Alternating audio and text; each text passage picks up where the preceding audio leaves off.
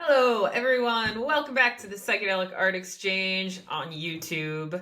We are currently live with our first CGC auction of 2025. It's got some really great stuff in it, and as always, we want to share it with you just so we can show off our posters, maybe get you interested in some of them, and just talk about art and music. So take it away. Well, here we are surviving January, and we have our first CGC sale of the year, and there's a couple gems in it. There's a few pieces that are noteworthy, and I will start right off with this FD14 handbill, which is just gorgeous, and it's signed by Mouse. And I mean, the FD14 is really one of the hardest pieces to find in a poster size to come up clean. I mean, or at all. It's really was one of the most popular designs, of the Family Dog series, and it was the one that people went mad for at first. In fact, it was a little bit risky because Mouse and Kelly felt they were violating copyright laws, and they were all paranoid about it. But it ended up being embraced by the company at some point down the road. But this is a solid piece, and it's in a 9-hole. Yeah, high grade. It's I can't see with my eyes what the flaws are. You might want to take a look at the grader's notes, but it's crisp white, and it's signed by Mouse. It's also signed in an older style Mouse signature. Mouse changed his signatures and his doodles along the way, so there's 3 or 4 or maybe 5 distinct Mouse signatures, and this is one of the earlier ones. So Nice. So it was signed a while back.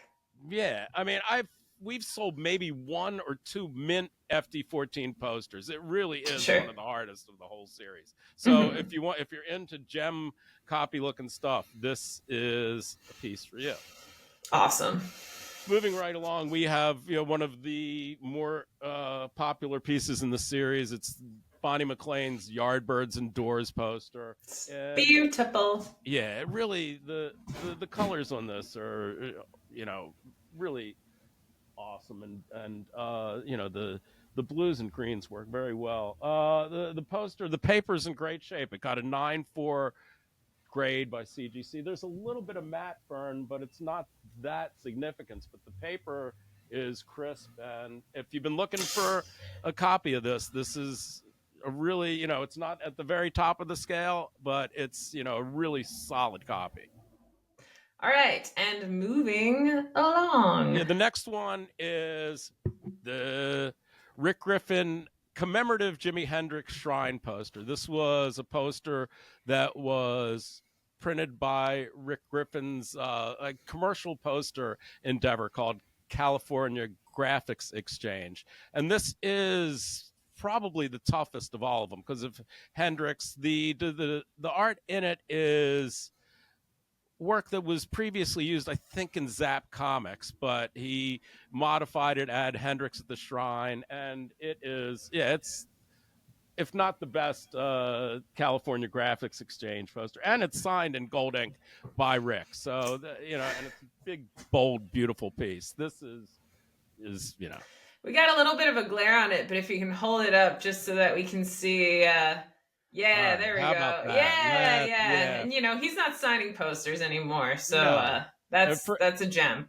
Forgive our studio for not revealing everything as it ought to, but you can always email us and get high res copies of any of this stuff. Now the next poster I picked is this is an AOR poster, and it is by Greg Irons, who is one of my most favorite artists in the whole world, and this is really one of the best poster designs that he did. It's for Dave Van Ronk and Mimi Farina, who were folk heavies in the day. I mean, Dave Van Ronk was a legend of the whole New York East Village scene. I mean, Dylan crashed with him when he came to New York, and they had a big influence on each other. So this Gypsies thing, this is a killer piece. It's never amazing. Comes up for sale. Yeah. If this piece is gonna pop. So yep. Keep your Heard eyes it here first. Keep your eyes on that. And next we have another poster that was printed by Double H Press, which was another one of the big printers that was doing these San Francisco posters, for the hippie scene. And this was at the Straight Theater. This is Grateful Dead at the Straight Theater, a very early show. I believe this was Mickey's first show on drums. You Nice. might have to fact check me on that, but I believe that's the case. In really strong condition. It's a really fine early Dead piece. And the Straight was the in the Haight, it was the center of the community, so it really was a legendary, and there was a lot of cool and not well-known art from the Straight. So if you want to collect like the deep San Francisco stuff, the Straight Theater posters are a wonderful place to start. Yeah, there you go.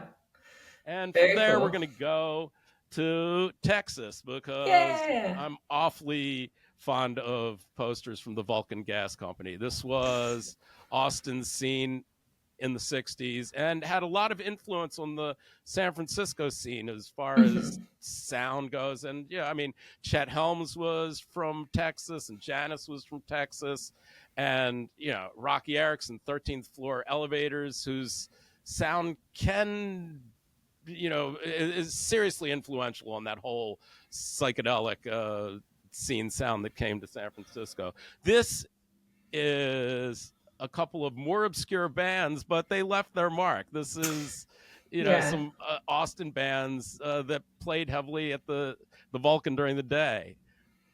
Yeah, I mean, there's a lot of bands that played there that might be significant in like the Texas psychedelic scene and that history that may not have had crossover into, what we're aware of now. But the band Shiva's Headband was, I believe, the house band at the Vulcan Gas Company, and they helped open the Armadillo once the Vulcan Gas Company went away. So clearly they've got some roots in Austin and are, a band that matters to everything that happened over there.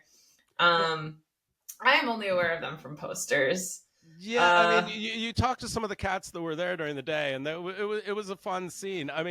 Bubble Puppy, I think they charted. I think they were only around for a few years, but they had some significant impact on like the psychedelic scene. Yeah, they had like at large. One hit that I've or quasi hit, or one chart worthy piece. I can't quite remember the name of the tune right now, but these Vulcan Gas Company posters they're huge and they're super rare. I mean, we only like offer one like 2 or 3 of them, I'd say, a year. Yeah, in our auctions. Yes, this is a real place to collect if you're looking for rare and esoteric stuff. And the art is great. I mean, you had Jim Franklin, and you had this poster by Gilbert Shelton. Gilbert Shelton, who was a significant contributor to the underground comic genre and created the Fabulous Furry Freak Brothers and Fat Freddy's Cat, who, there's an animation, there's a cartoon of them now. I haven't seen it, believe it or not. I need to go take a look at that. You're not very good at keeping up with TV. It's okay. It's, music is way more fulfilling for me and takes up a lot more of my time. But, so the Texas stuff, Vulcans, if you have any of this stuff lying around, we'd love to auction early Vulcan. It's really a sweet spot. Yeah, and if you know more about the history and have more stories for us, reach out, because, we're lacking a little bit in our knowledge, but we'd like to know more. Well, we're gonna have to find it. We're gonna have to interview some cat that was part of the Texas scene. And it could be you if you let us know. Anyway, thank you so much for joining us today. Our January CGC auction is closing on Sunday, which is actually February 2nd at 9:00 p.m. Eastern Time. All of these posters and more are within the links are all below me. A Groundhog's Day auction? Oh, we'll have to get behind that. Oh, all right. Don't read too much into that, but you know where to find us. Thank you for being here, and we'll be back soon. Cheers.